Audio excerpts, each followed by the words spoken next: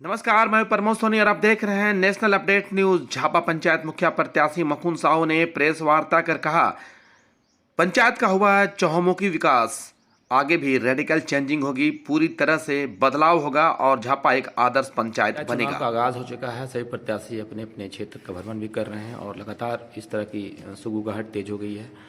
कार्यप्रणाली की बात की जाए तो लगातार बताई जा रही है।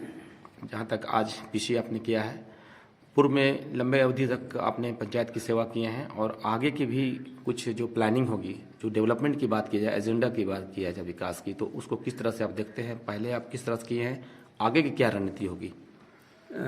ऐसा है कि मेरी कोशिश रही है कि पंचायत का सर्वांगीण विकास हो।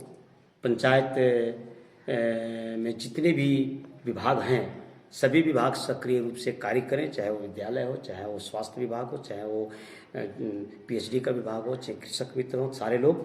और मैं सभी लोगों का बीच बीच में समीक्षा भी करता रहा है और जो भी विकास कार्य, जो ज़रूरत की चीज़ें पंचायत में हो सकती है, जो मेरे कार्यक्षेत्र के अंदर है, जो मेरी क्षमता के अंदर है, उसको मैंने कार्यरूप देने का कार्य किया है। और आने वाले दिनों में जो अधूरे कार्य बचे हैं उसको भी पूरा, न सिर्फ पूरा करेंगे बल्कि विकास की गति और आगे बढ़ेगी और आगे हम ले जाना चाहेंगे पंचायत को हर क्षेत्र में। ये मेरी कोशिश होगी। बहुत सारे ऐसे पावर ऑफ अटर्नी हैं जो गवर्नमेंट ने पंचायती राज व्यवस्था में दी है। मुखिया के माध्यम से डेवलपमेंट को उसको इम्प्लीमेंट किया जाता है। बहुत सारे पंचायत ऐसे हैं जहाँ पे बहुत सारे कार्य बचे हैं जिसको पूरी तरह से नहीं किया गया। झापा में आपको किस तरह से देखते हैं और अपने इसके लिए क्या बताना चाहेंगे? झापा पंचायत में तो मैंने कोशिश की है कि हर विभाग को हम हर विभाग के कार्यक्रम को जमीन पर उतारें। अभी तो मित्रों हम पता चलता है कि बहुत लोग सहिया को नहीं पहचानते, जल सहिया को नहीं पहचानते। लेकिन मैं बता दूं, मेरे पंचायत में 18 सहिया, 18 जल सहिया और 9 कृषक मित्र, 9 आंगनबाड़ी, 7 विद्यालय, 6 डीलर, सारे लोग काम करें। सारे लोग का मॉनिटरिंग में करता रहा और इसीलिए करता हूँ कि जो जनहित की योजनाएं हैं, जो जनता के लिए कार्य है, जो जनता के लिए होना है, जनता के लाभ की चीजें हैं, उसको जनता तक 100% पहुंचे। उसमें हमने एक प्रयास किया है कि इसका लाभ जनता को मिले। हाल के दिनों में एक बहुत बड़ी जो टर्म लोगों के जुबान में आ रही है वो है प्रवासी मजदूरों की बातें आती है। प्रवासी मजदूर कोरोना काल में काफ़ी प्रभावित हुए हैं, हाशिए पे चले गए थे। कई पंचायतों में तो इसका एक बेहतर उनका यूटिलाइजेशन हुआ है और कई पंचायतों में अभी भी वो पुनः वापस जा रहे हैं। तो आप झापा पंचायत में किस रूप में से देखते हैं? देखिए, जो भी प्रवासी झापा पंचायत में आए, मैंने सारे प्रवासियों के लिए, एक तो प्रथम बार जब आए तो क्वारंटाइन का व्यवस्था था। मैंने अपने पंचायत में 7-8 स्थानों पर क्वारंटाइन की व्यवस्था कराई थी और उसमें स्वयं मॉनिटरिंग किया करते थे हम उसमें। जबकि बहुत व्यवस्था हम लोग को नहीं के बराबर मिला था, उसके बावजूद भी हमने कोशिश करी है कि उनको समय समय पर संसाधन उपलब्ध हो, समय समय पर दवाएं मिल जाए, समय समय पर उसको हम सैनिटाइजर भी करावें, वो कराते रहे। और जब वो आदमी यहाँ पर प्रवासी मजदूर बन के आए, जब उनके सामने भुखमरी की स्थिति हुई, तो मैंने मनरेगा के माध्यम से और कई योजनाओं के माध्यम से उन्हें काम देने का प्रयास किया ताकि उनके सामने भुखमरी की स्थिति उत्पन्न नहीं हो। गवर्नमेंट के द्वारा एक बेहतर फंडिंग भी की जाती है पंचायत में डेवलपमेंट के लिए, चाहे वो शिक्षा, बिजली हो या स्वास्थ्य के संबंधित है। चूंकि एक माध्यम है मुखिया, उस पंचायती राज व्यवस्था में मुखिया का रोल आप किस रूप में देखते हैं? आपकी कार्य भूमिका क्या होगी, कार्य प्रणाली क्या होगी?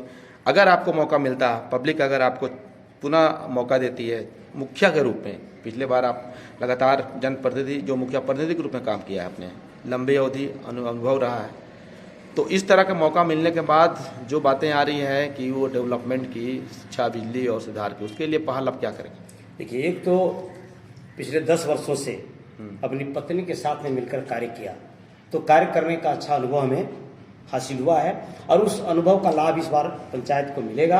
हम स्वयं रहेंगे तो चाहे जिस विभाग में की समस्या हो, चाहे जिस विभाग की बातें हो, जो भी समस्याएं होगी, तो उसका समाधान करने के लिए आज के दिन में हम लोग सक्षम होंगे। क्योंकि हम स्वयं हैं, हमको भाई मीडिया कहीं जाना नहीं है और किस समस्या का समाधान के लिए किस पदाधिकारी से बात करनी होगी, इसका एक मुझे लंबा अनुभव है और हम उसको बात करके समाधान करने का कोशिश करेंगे।